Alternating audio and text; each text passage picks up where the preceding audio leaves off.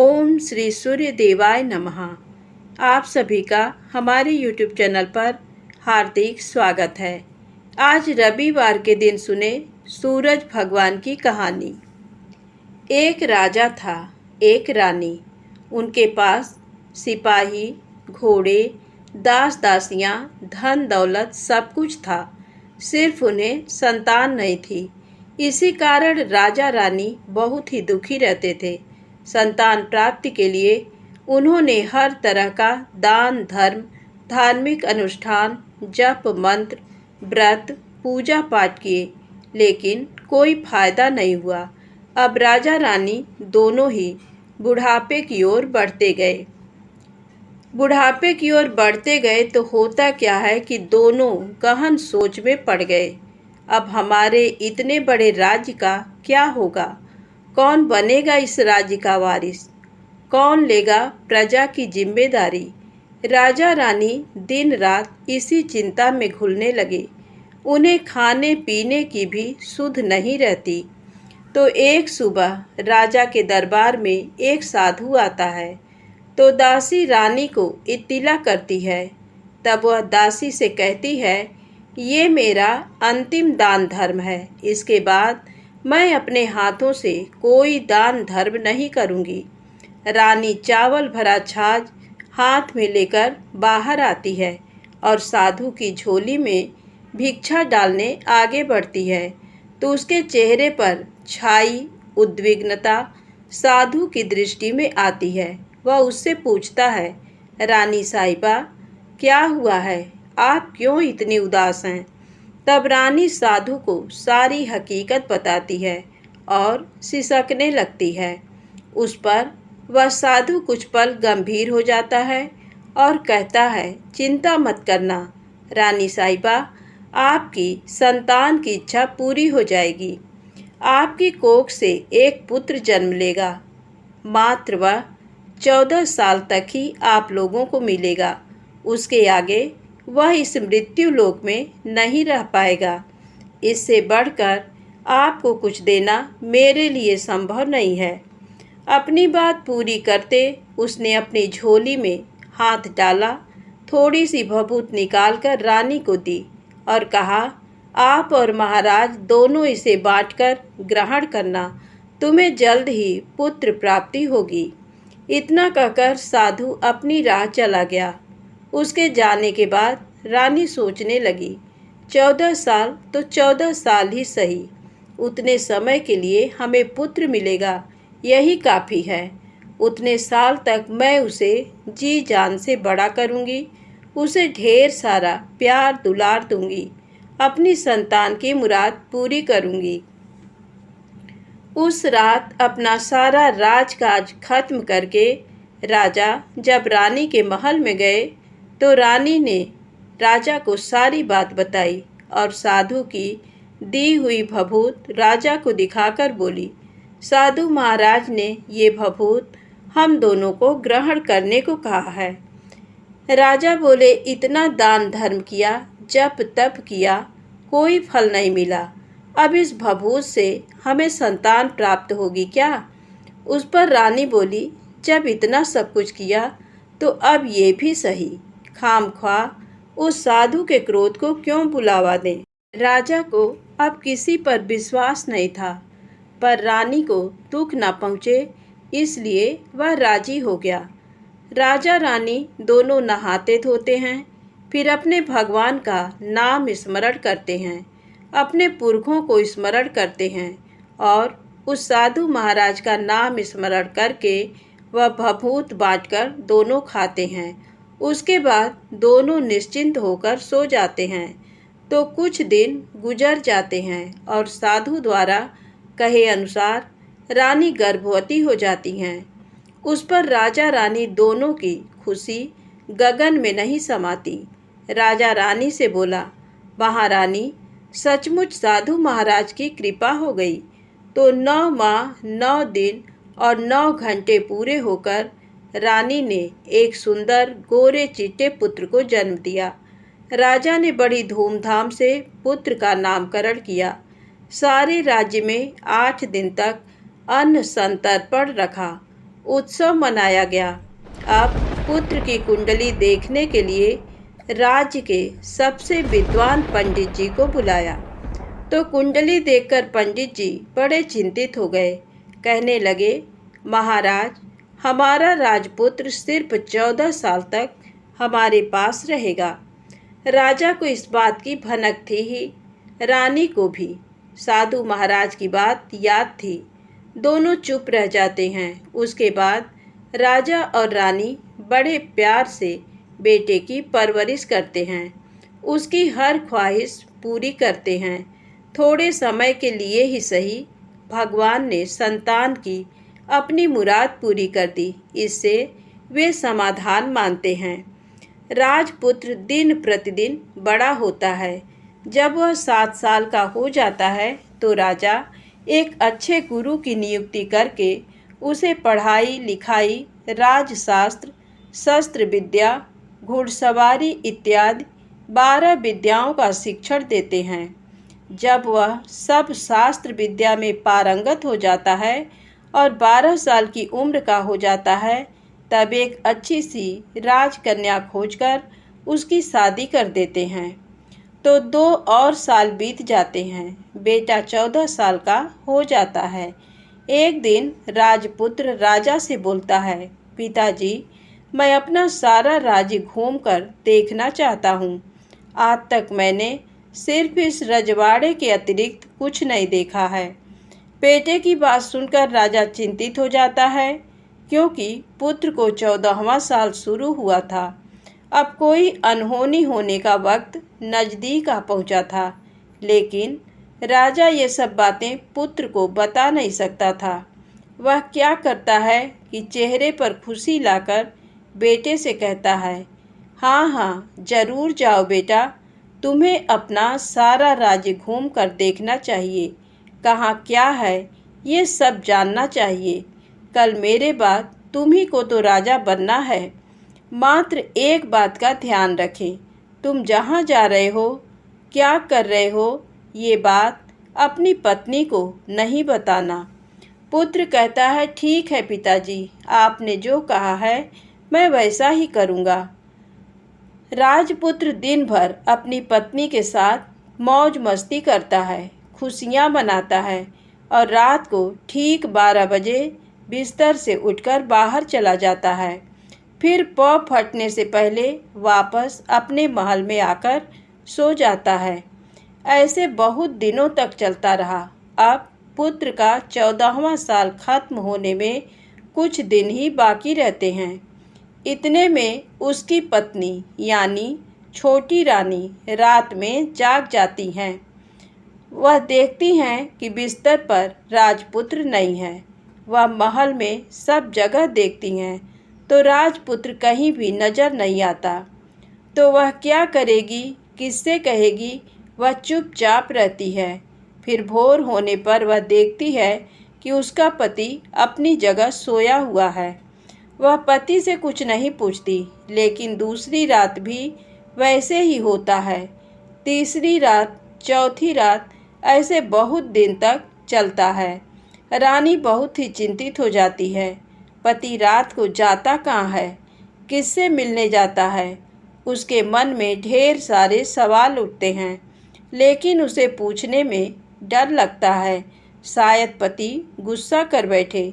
सास ससुर से पूछने के बारे में सोचा तो उसकी कुल मर्यादा बीच में आ जाती थी। तो इस तरह मन ही मन वह कुढ़ती रहती थी। इस हालत में उसे खाने पीने में दिलचस्पी नहीं होती। वह दुबली पतली हो जाती है।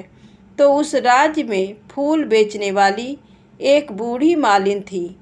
वह हमेशा छोटी रानी को फूल देने उसके महल में आती थी।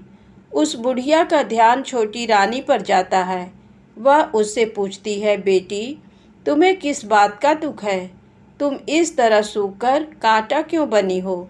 उस पर रानी कहती है, क्या बताऊं तुम्हें अम्मा, तुम्हारा राजपुत्र हर रात बिस्तर पर से उठकर कहीं चला जाता है और सुबह भोर होते ही वापस आकर सोता है। वह कहाँ जाता है? प्रेमिका से मिलने जाता है क्या? ये सोच सोचकर मैं अन्न जल ग्रहण नहीं कर पाती और सूख सूख कर इस तरह कांटा बन गई हूँ। बुढ़िया सब बात सुनकर उसे एक उपाय बताती है। तो बेटी ऐसा करना, आज रात तुम सोना मत, उसके पीछे जाकर देखना कि वह कहाँ जाता है, क्या करता है, उसकी अच्छी तरह से पहरेदारी करना। पर मुझे नींद आ गई तो तुम्हें नींद ना आए, इसलिए एक काम करना, अपने बाएं हाथ की उंगली में एक जख्म करना, उस पर थोड़ी सी मिर्च छिड़कना, उससे तुम्हें बड़ी जलन होगी और उस पीड़ा से तुम्हें रात भर नींद नहीं आएगी। रानी बुढ़िया के कहे अनुसार करती हैं। उंगली की जलन से उसे बड़ी देर तक नींद नहीं आती, लेकिन बाद में वह सो जाती है। दूसरे दिन सुबह बुढ़िया फूल लेकर उसके महल में पहुंचती है और पूछती है, क्या हुआ बेटी, देख पाई पति कहाँ जाता है? रानी कहती है, नहीं अम्मा, पहले कुछ समय जलन के कारण मुझे नींद नहीं आई, पर कुछ देर पश्चात मैं सो गई। बुढ़िया कहती है, कोई बात नहीं, आज तुम उंगली पर पहले से थोड़ा बड़ा जख्म करना और ज़्यादा मिर्च लगाना। तो रानी वैसे ही करती है, परंतु वह सिर्फ पति के बिस्तर से उठकर बाहर निकलते वक्त तक जाग पाई। वह उसके पीछे नहीं जा सकी, क्योंकि उसकी आंखें उस समय तक मुद गई थी। दूसरे दिन सुबह बुढ़िया आती है तो उसने पूछने से पहले ही रानी रो कर कहती है, अम्मा, मैं आज भी उनकी पहरेदारी ठीक तरह नहीं कर पाई। बुढ़िया कहती है, रोना नहीं बेटी, सब कुछ ठीक हो जाएगा। तुम आज रात जख्म और बड़ा करना और उस पर ज़्यादा मिर्च छिड़कना, और एक काम करना, वह जब जाने के लिए निकलता है तो उसका रास्ता रोकना। बुढ़िया ने जैसा बताया रानी वैसा ही करती है।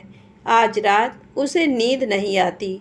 पति रात 12 बजे बिस्तर से उठकर जब महल से निकलने के लिए चलने लगता है तो वह बुढ़िया ने जैसे बताया वैसे ही करती है। दौड़ कर जाकर पति का रास्ता रोकती है और कहती है, कहाँ जा रहे हो, किससे मिलने जा रहे हो, मुझे बताओ। राजपुत्र उसे समझाने की बहुत कोशिश करता है। देखो, अगर मैंने तुम्हें वह बताया तो मैं तुम्हें दोबारा नहीं मिल पाऊंगा। रानी कहती है, कोई बात नहीं, ना मिल पाओ, लेकिन आप रात के समय कहाँ जाते हो ये मुझे पहले बता दीजिए। राजपुत्र निरुपाय हो जाता है। पत्नी की जिद के आगे उसकी एक नहीं चल पाती।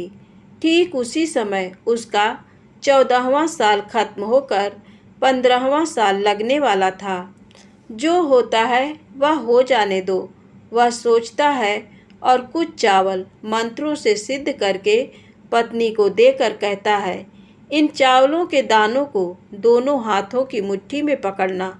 पहले दाएं हाथ में पकड़े चावल मेरे ऊपर फेंकना, मैं कौन हूँ तुम्हें पता चल जाएगा। बाद में बाएं हाथ में पकड़े चावल मेरे ऊपर फेंकना, मैं जैसा था तुम्हें मिल जाऊंगा। लेकिन यदि तुम बाएं हाथ के चावल मेरे ऊपर फेंकना भूल गई तो मैं तुम्हें कभी नहीं मिल पाऊंगा।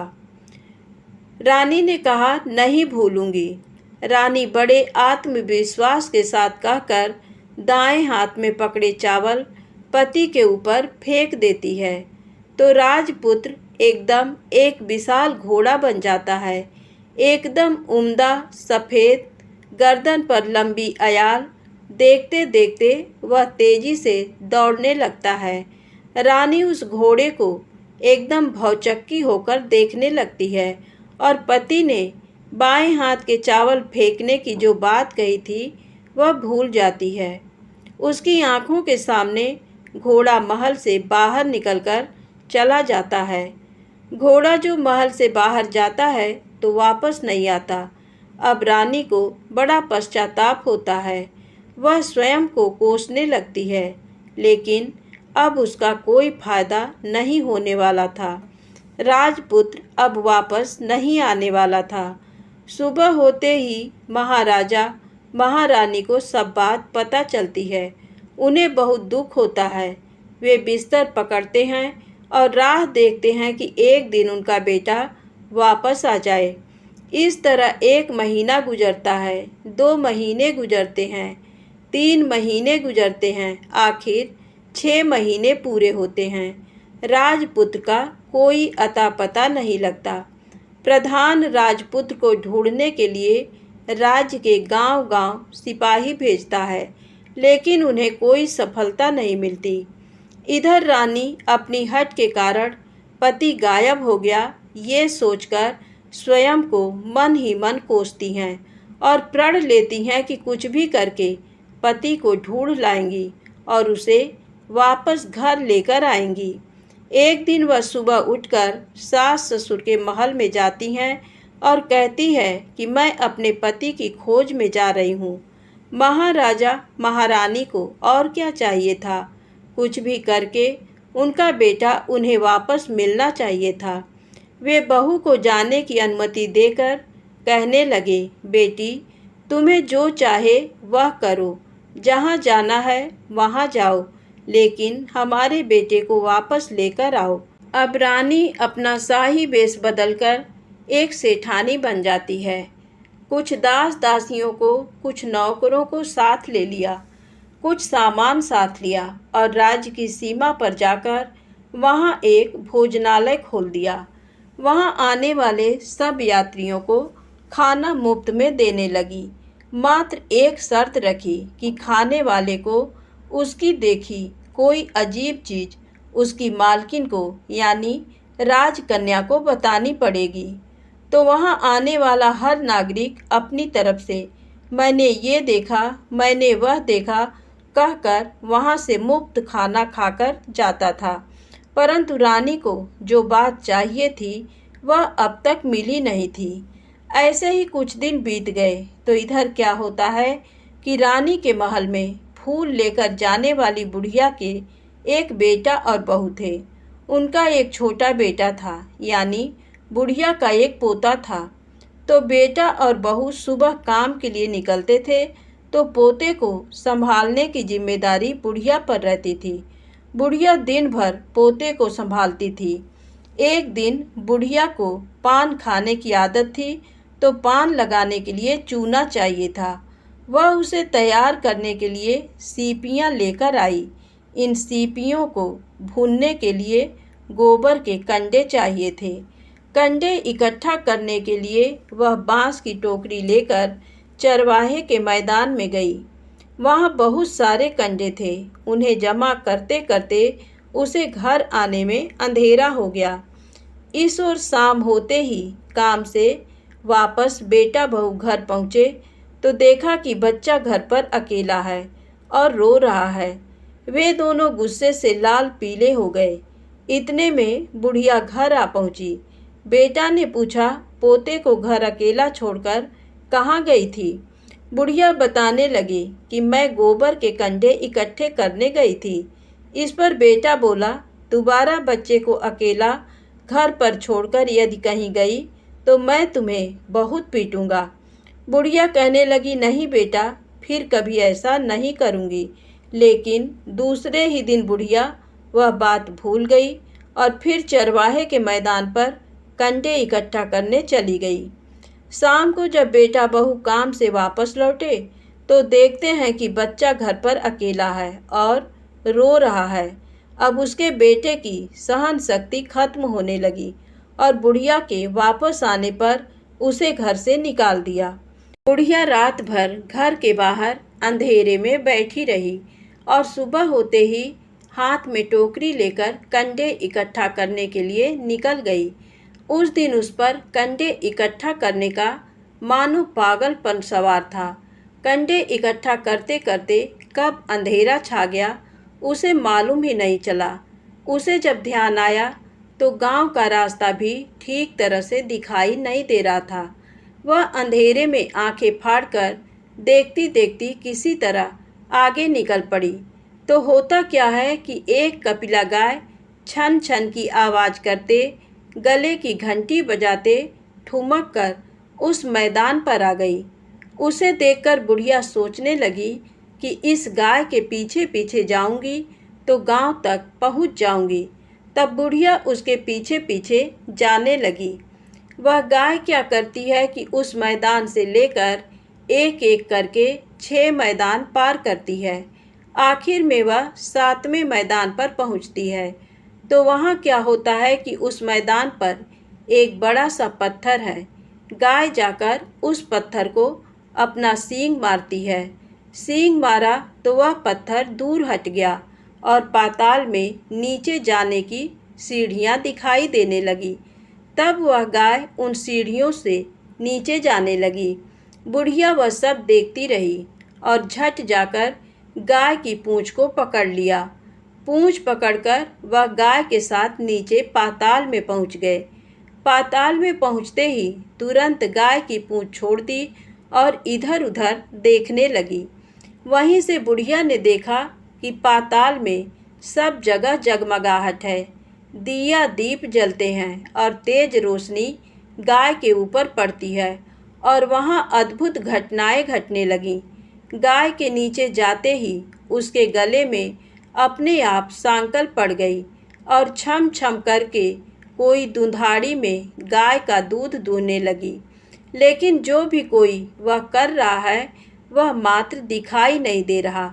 बुढ़िया बहुत घबरा गई, कहाँ आकर फंस गई वह सोचने लगी और यहाँ वहाँ छिपने के लिए जगह ढूंढने लगी। लेकिन उसे कहीं भी जगह नहीं मिली। हर जगह उजाला ही उजाला था। तो वह यूँ एक कोनों में खड़ी रह गई और जो कुछ सामने हो रहा था उसे चुपचाप देखने लगी। कुछ पल के बाद वहाँ झट से एक उम्दा सफ़ेद घोड़ा आया। वहाँ 2 कुंड थे। उसमें से एक कुंड में उस घोड़े ने छलांग लगाई और ऊपर आ गया। अब उसे राजपुत्र का रूप प्राप्त हो गया। राजपुत्र बनने के बाद उसने दूसरे कुंड के पानी में स्नान किया। वहाँ रखे नए कपड़े पहने हैं। नज़दीक ही एक सुंदर पलंग था। उस पर आकर वह बैठ गया। उसके सामने अपने आप 5 पकवानों की थाली आ गई। दूध की एक प्याली आ गई। 5 सुपारी आ गए। उसके सामने एक दिया जलता रहा। राजपुत्र ने खाना खाया, दूध पिया, 5 सुपारी खाया और बिस्तर पर लेट जाने से पहले सूर्य देव का स्मरण करके सामने जलते दिए से पूछा, दिए दिए दीपंकर, मेरे माता पिता क्या कर रहे हैं? दिया बताने लगा, बेटे के शोक में डूबे हैं। राज्य कौन संभाल रहा है? राज्य प्रधान संभालता है। मेरी पत्नी क्या करती है? उसने चौराहे पर भोजनालय शुरू किया है और आते जाते लोगों से वह नई खबर के बारे में पूछती है। दिए के ये कहते ही राजपुत्र कहने लगा, ठीक है। उसके बाद वह सो गया। बुढ़िया कोने में खड़ी रहकर ये सब देखती रही। ऐसी अद्भुत घटना उसने जिंदगी में पहली बार देखी थी। उसे अंदर ही अंदर चुलबुलाहट होने लगी। वह अपनी भूख प्यास भूल गई और आगे क्या होता है कि उसे उत्सुकता से देखने लगती है। लेकिन उसके बाद और कुछ घटनाएं नहीं घटती। रात गुजर गई और सुबह हो गई। सुबह होने पर पलंग पर सोया राजपुत्र उठा और फिर से पहले वाले कुंड में छलांग लगाई तो अब वह फिर से घोड़ा बनकर कुंड से बाहर आ गया। बाहर आते ही वह तेजी से उस पाताल नगरी से बाहर निकल गया। लेकिन वह कहाँ गया, बुढ़िया को कुछ पता नहीं चला। उसके बाद पिछली रात की तरह कोई उस गाय का छम छम करके दूध दोहने लगा। जैसे ही दूध दुहाना खत्म हुआ, उसके गले की सांकल अपने आप खुल गई और वह गाय तेजी से ऊपर जाने वाली सीढ़ियाँ की ओर भागने लगी। गाय को दौड़ते देखकर बुढ़िया सोचने लगी, अब गाय के साथ यहाँ से ऊपर जाना ही समझदारी है, नहीं तो कोई मुसीबत आकर मेरे ऊपर टपक जाएगी।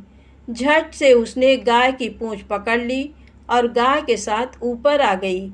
गाय जब ऊपर मैदान में पहुंची तो उस सुरंग का रास्ता अपने आप बंद हो गया और उसके मुंह पर एक बड़ा सा पत्थर पूर्ववत खड़ा हो गया। ऊपर आकर वह गाय जंगल की ओर निकल गई। इधर बुढ़िया एकदम बावली सी हो गई। उसने पाताल नगरी में जो कुछ देखा वह जल्द से जल्द किसी को बताने के लिए उतावली हो उठी। उसे एकदम याद आया कि नगर की सीमा पर कोई औरत भोजनालय चलाती है और नई बात बताने वाले को अच्छा खाना पीना मुफ्त में देती है। वह सोचने लगी कि क्यों न मैं ये बात उस औरत को जाकर बताऊं। यदि उसे ये बात पसंद आ गई तो बाकी जीवन खाने पीने की झंझट से मुक्ति मिलेगी। बुढ़िया ने मन में तय किया और तुरंत उस भोजनालय के द्वार पर टंगे नगाड़े के सामने खड़ी हो गई और जोर जोर से नगाड़ा बजाना शुरू कर दिया। नगाड़े का इस तरह शोर सुनकर मालकिन यानी छोटी रानी मन में प्रसन्न हो जाती हैं कि शायद कोई बड़ी बात लेकर यहाँ आया है। रानी सिपाहियों को आदेश देती है, जाइए और जो कोई आया है उसकी अच्छी खातिरदारी कीजिए। आदेश पाते ही सिपाही नीचे दौड़ गए तो एक बुढ़िया नगाड़ा बजा रही है। उन्होंने पूछा, क्यों री बुढ़िया, क्या हुआ, क्यों नगाड़ा बजा रही हो? बुढ़िया बोली, कुछ नहीं बेटा, यहाँ खाना मिलता है ना, इसलिए आई हूँ। खाना चाहिए, मिलेगा, लेकिन तुझे कोई नई बात बतानी पड़ेगी। हाँ बताऊंगी, एक बात मालूम है मुझे। इस पर सिपाही उसे अंदर लेकर आए। उनको मालकिन का आदेश था कि जो कोई बूढ़ा बुजुर्ग वहाँ आए उनके साथ अच्छी तरह पेश आना, उनका अच्छा आदर आतिथ्य करना। तो सिपाही ने उस बुढ़िया का भरपूर आदर आतिथ्य किया। उसे बड़ी सी थाली भरकर व्यंजन परोसते हैं। बुढ़िया कुछ दिनों से भूखी थी, वह खाने पर टूट पड़ी। खाना खाने के बाद सिपाही ने उसे नई साड़ी पहनने को दी। उसके बाद उसे लेकर रानी के पास आए। बुढ़िया और रानी ने तुरंत एक दूसरे को पहचान लिया। बुढ़िया बोली, बेटी तुम, और रानी बोली, अम्मा तुम। बड़ी देर तक दोनों भांति भांति की बातें करती रहीं। आखिर कुंवरनी बुढ़िया से कहने लगी, अम्मा अब बताओ तुमने क्या नई बात देखी है? नई बात? मैंने कोई नई बात देखी नहीं है। वह तो मेरे पास तुम्हें देने के लिए खाने के पैसे नहीं थे, इसलिए मैंने झूठ कहा और नगाड़ा बजाया। रानी ने कहा, अम्मा घबराना नहीं, मैं किसी को तुम्हारा नाम नहीं बताऊंगी। फिर भी बुढ़िया मैंने क्या देखा, कब देखा करके आनाकानी करने लगी। इस पर कुंवरनी ने उससे कहा, देखो अम्मा, यदि तुमने मुझे वह नई बात बताई तो जिंदगी भर मैं तुम्हारी देखभाल करूंगी और तुम्हें रानी माता की तरह रखूंगी। अब बुढ़िया बताने को तैयार हो गई।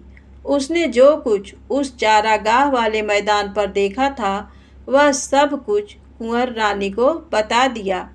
बुढ़िया की वे बातें सुनकर कुंवरनी को यकीन हो गया कि वह राजपुत्र उसी का पति है। वह तुरंत बुढ़िया से कहने लगी, अम्मा मुझे उस जगह पर ले चलो। नहीं बेटी, वह पाताल राज्य है, सांप है। यदि किसी ने तुम्हें देख लिया तो तुम्हारी जान खतरे में पड़ सकती है। लेकिन रानी उसकी एक भी नहीं सुनती। उसे उस जगह ले जाने के लिए हठ करने लगी। आखिर में बुढ़िया ने उसका कहना मान लिया और कहने लगी, ठीक है, मैं तुम्हें वहाँ लेकर चलती हूँ, पर आज नहीं कल। वहाँ जाना है तो शाम को ही जाना होगा। तो दूसरे दिन दोपहर को रानी बुढ़िया के साथ उस मैदान पर गई और एक जगह छुपकर गाय के आने की राह देखने लगी। दिन ढलते ही अंधेरा घेरने लगा और गाय हमेशा की तरह वहां आ गई। मैदान के उस कोने में जाकर उसने पत्थर पर सींग मारा तो झट से पत्थर हटकर वहां सुरंग में जाने का रास्ता खुल गया। गाय उस रास्ते से नीचे उतरने लगी तो बुढ़िया रानी से कहने लगी, जल्दी आगे बढ़ो, हम गाय की पूंछ पकड़कर नीचे उतरेंगे। तो दोनों गाय की पूंछ पकड़कर नीचे उतर गईं। बुढ़िया पहले जिस कोने में छिपी थी उस कोने में छिप गई। अब नीचे सब कुछ पहले जैसा घटित हो रहा था। गाय के गले में अपने आप सांकल पड़ गई। कोई अदृश्य रूप से उसका दूध दूहने लगा। एक सफ़ेद उम्दा घोड़े ने आकर एक कुंड में छलांग लगाई तो राजपुत्र के रूप में ऊपर आया। वह राजपुत्र दूसरे कुंड में नहाने लगा। बाद में उसके सामने खाने की थाली आ गई, दूध की प्याली आ गई, पान बीड़ा आ गया। राजपुत्र सब ग्रहण करके सोने के लिए पलंग पर गया तो सोने से पहले सूर्य देव का स्मरण करके वह दिए से पूछने लगा, दिए दिए दीपंकर, मेरे माता पिता क्या कर रहे हैं? तो दिया कुछ जवाब नहीं देता बल्कि वह बुझने लगता है। तब राजपुत्र को कुछ अघटित हुआ है इसका संदेह हो गया है। वह उदास हो गया और जो कुछ हुआ है वह हो जाने दो ऐसा सोचकर सोने के लिए बिस्तर पर लेट गया। अब रानी का संयम छूट गया। वह दौड़कर पति के पास गई और उसके पैर पकड़ने के लिए आगे बढ़ने लगी। राजपुत्र तुरंत ही पत्नी को पहचान गया। वह झट से पीछे हट गया और चिल्लाने लगा, नहीं नहीं, मुझे मत छूना, सर्वनाश हो जाएगा। रानी दोनों हाथ जोड़कर पति से अपनी भूल स्वीकार करने लगी। स्वामी, मुझसे भूल हो गई। मुझे आपसे नहीं पूछना चाहिए था कि आप रात को कहाँ जाते हो। मैं अपनी भूल स्वीकार करती हूँ। मुझे मेरी भूल की सज़ा मिल गई है। अब आप घर चलें। आपके वियोग में आपके माता पिता ने बिस्तर पकड़ लिया। आपकी प्रजा भी बहुत दुखी है। उस पर राजपुत्र कहने लगा, वही तो एक बार तुम गलती कर बैठी हो, अब दोबारा मत करना, नहीं तो अब मैं तुम्हें जो दिख रहा हूँ वो अभी नहीं दिखूँगा। रानी अब विलाप करने लगी, जोर जोर से जमीन पर सिर पटकने लगी। राजपुत्र के मन में उसके प्रति दया उत्पन्न हो गई। वह उससे कहने लगा, यदि तुम मुझे पाना चाहती हो तो तुम्हें एक काम करना होगा। काम कठिन है लेकिन वह तुम्हें अकेले करना होगा। रानी ने कहा, कहो स्वामी, कितना भी कठिन काम हो मैं वह पूर्ण करूँगी। रानी कहने लगी। इस पर राजपुत्र ने उसे बताया, इस पाताल से ऊपर जाते ही तुम्हें एक घना जंगल नजर आएगा। ऐसे 6 जंगल पार करने के पश्चात 7वां जंगल मिलेगा। वह जंगल सबसे घना है। उस जंगल में बीचों बीच एक पीपल का पेड़ है। उसके आसपास की जगह पत्ते, फंदे, जटाएं, कांटे इत्यादि से ढक चुकी हैं। वहाँ बाघ, शेर, भालू, सांप सभी धमा चौकड़ी बैठती है। तुम्हें उन सबको भगाकर वह जगह साफ करनी है। उसको गोबर से लिपाई करके पवित्र बनाना है, रंगोली से सजाना है। उसके बाद वहाँ धूप, कपूर, अगरबत्ती जलानी है। फूल, कुमकुम से पेड़ की तने की पूजा करनी है। दूध, दही से बने चावल का भोग चढ़ाना है। ये सब तुम्हें दोपहर को 12 बजने के पहले करना है। 12 बजने के समय तुम्हें उस जगह पर बैठकर सूर्य भगवान का ध्यान करना है। ठीक 12 बजे सूर्य भगवान का रथ वहाँ उतरेगा। वे वह सब देखकर खुश हो जाएंगे और कहेंगे, जिस किसी ने ये सब किया है उसे मैं मनचाहा फल दूंगा। तो तुम सामने जाकर उसके रथ का दाहिना घोड़ा मांगना, मैं तुम्हें मिल जाऊंगा। इतनी बात कहकर राजपुत्र अपने पलंग पर सो गया और छोटी रानी भोर होने की राह देखने लगी। भोर होते ही वह बुढ़िया के साथ गाय की पूंछ पकड़कर ऊपर आ गई। ऊपर आने के बाद वह बुढ़िया से कहने लगी, अम्मा, अब मैं अकेले ही आगे जाऊंगी, तुम भोजनालय वापस जाओ। वह जंगल में जाकर राजपुत्र की बताई जगह ढूंढने लगी और स्वयं आरी से वह जगह साफ कर दी। बाद में राजपुत्र ने जैसे बताया वैसी लिपाई पुताई करके वापस आ गई। दूसरे दिन पौ फटने से पहले उठी और जंगल में उस जगह पहुंची। वहां जाकर इत्र, गुलाब का पानी छिड़क कर वह जगह सुगंधित की। धूप अगरबत्ती जलाकर उसे पवित्र किया और पूजा की। सब सामग्री वहां तैयार रखकर सूर्य भगवान का ध्यान करने बैठ गई। जैसा कि पति ने बताया था, दोपहर को ठीक 12 बजे सूर्य भगवान का रथ उस पीपल के पेड़ पर आकर रुका है। सूर्य भगवान ने जब रथ से नीचे देखा तो सुगंधित वातावरण देखकर वे बहुत प्रसन्न हो गए। फिर वे बोले, जिस किसी ने ये काम किया है वह यहाँ आकर आज मुझसे कुछ भी मांगे, मैं उसे दे दूंगा। रानी ने जब ये शब्द सुने तो बिना समय गंवाए दौड़कर उनके सामने आ गई और उनको साष्टांग नमस्कार करके बोली, भगवान, वह मैं ही हूँ, मैंने ही ये जगह साफ की है। अच्छा, तो तुम्हें जो चाहिए वह मांगो। भगवान, मुझे आपके रथ का दाहिना घोड़ा चाहिए। सूर्य भगवान बोले, नहीं नहीं, मैं तुम्हें और कुछ भी दे सकता हूँ, लेकिन ये घोड़ा नहीं दे सकता। मेरे रथ के 12 घोड़े हैं, तुम चाहो तो कोई और घोड़ा मांग लो, लेकिन ये दाहिना घोड़ा नहीं, वह मैं तुम्हें नहीं दे सकता। छोटी रानी एक नहीं सुनी, वह सूर्यदेव से एक ही बात कह रही थी, वही दाहिना घोड़ा दे दीजिए, नहीं तो मैं आपके पैरों में गिरकर अपनी जान दे दूंगी। अब सूर्यदेव धर्म संकट में पड़ गए। उन्होंने वचन दे दिया था, अब अपने वचन से पलट भी तो नहीं सकते थे। तब सूरज भगवान ने बोला, मैंने तुम्हें घोड़ा दे दिया, लेकिन घोड़ा तो दिया है, वह तुम्हें यहाँ नहीं मिलेगा, तुम्हें उसे पाताल में जाकर लाना होगा। रानी बोली, पाताल में ही क्या भगवान, मैं उन्हें पाने के लिए कहीं भी जा सकती हूँ। रानी को वचन देकर सूर्यदेव अपने मार्ग चले गए और इधर रानी जंगल से अपने भोजनालय में आ गई। फिर वह बुढ़िया को लेकर उस मैदान पर आ गई। जल्दी ही शाम हो गई। शाम होते ही वहाँ वह गाय आ गई और उसने सींग मारकर सुरंग का पत्थर हटाया तथा नीचे उतरने लगी। रानी और बुढ़िया जल्दी जल्दी उसकी पूंछ पकड़कर नीचे उतर गईं। नीचे पाताल में सब घटनाएं पहले की तरह ही घटने लगीं।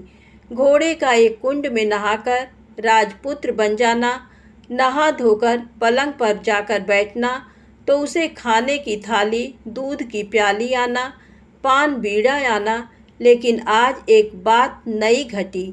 आज 2-2 थाली, 2-2 दूध की प्याली, 2-2 पान बीड़े उसके सामने आए। वह कुछ नहीं बोला। अपने हिस्से की थाली खाकर, दूध पीकर और पान बीड़ा चबाकर वह सोने चला गया और हमेशा की तरह दिए से पूछने लगा, दिए दिए दीपंकर, मेरे माता पिता क्या करते हैं? दिया ने बताया, वे दोनों तुम्हारे शोक से मरने की स्थिति में पहुंच गए हैं। ऐसा झट से उसकी आंखों से आंसू टपकने लगे। फिर वह पूछने लगा, दिए दिए दीपंकर, मेरा राज्य कौन चला रहा है? तुम्हारा राज्य प्रधान चला रहा है और वह सब कुछ हड़प चुका है। वह प्रजा पर बहुत अत्याचार कर रहा है। सुनकर राजपुत्र को बहुत गुस्सा आया। वह गुस्से से अपनी मुट्ठी भींचने लगा। अब वह पूछने लगा, दिए दिए दीपंकर, मेरी पत्नी क्या कर रही है? अब दिया कुछ नहीं बोला, चुप रहा। अब रानी का संयम जवाब दे गया। वह दौड़कर पति के गले लग गई। अब मैं तुम्हें मिल गया, राजपुत्र कहने लगा। सच कहते हो, अब आप फिर से घोड़ा तो नहीं बनेंगे? नहीं, दोबारा घोड़ा नहीं बनूंगा। तुमने जो इतने सारे कष्ट उठाए हैं मुझे पाने के लिए, इसलिए सूर्यदेव ने मुझे सदा के लिए घोड़े के जन्म से मुक्त कर दिया है। राजपुत्र ने बड़े प्यार से कहा और उसे गले लगाया, उसके आंसू पोंछे। कुछ देर पश्चात भोर हो गई तो गाय की श्रृंखला टूटकर वह ऊपर भूलोक जाने लगी। रानी, राजपुत्र और बुढ़िया उसकी पूंछ पकड़कर ऊपर आ गए। ऊपर आने पर वे सीधे भोजनालय में पहुँचे। वहाँ का सब सामान लोगों में बांट दिया और उसको ताला लगाकर अपने राज्य में लौट गए।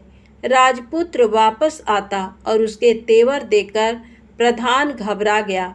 राजपुत्र ने उसे बंदी बनाकर कैद खाने में डाल दिया और राज्य की बागडोर अपने हाथ में ले ली।